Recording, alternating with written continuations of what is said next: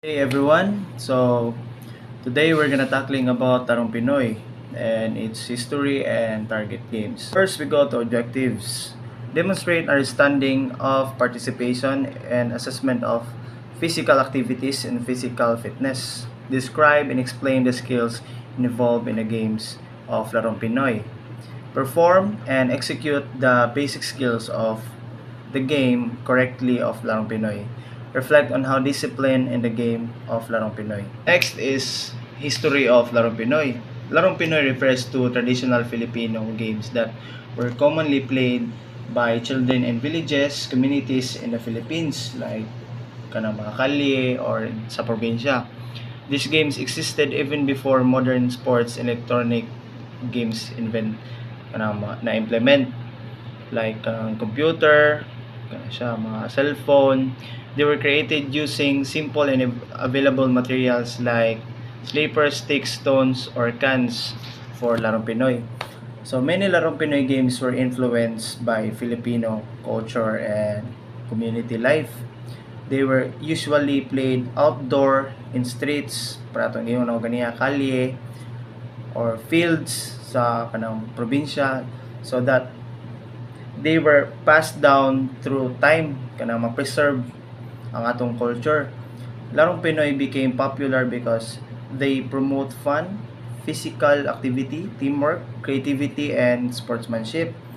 Example, tumbang preso, patintero, loksong tinik, shato, and kickball. Today, these games are still taught in schools to help preserve Filipino culture and encourage active play. These are the target games: tumbang preso, basagang palayok, tamang tao, or batuhang bola, touching, shato, and kickball. But first is tumbang preso.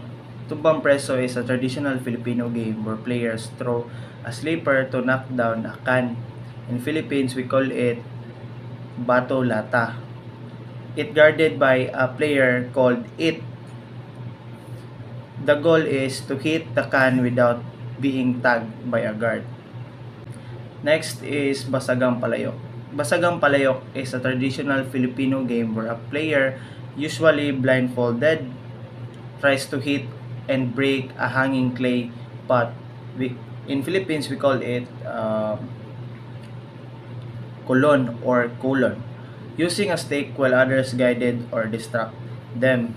So makita na to ni siya Basagang Palayok and festas, birthday, kanay nga na. The skills needed for these games: throwing, using hand to send an object like ball toward a target or another player. Aiming, focusing and directing the throw or hit toward a specific target. Third is striking, hitting an object like ball using the hand, stick, or bat. Fourth is kicking, using the foot to hit or move a ball. Running, moving quickly on foot to reach a base or chase the ball or avoid being tagged. Moro to sa tanan for today. So, assignment. What skills did you use? Why is safety important in games? Students share experience after playing. Write a short reflection, 3 to 5 sentences.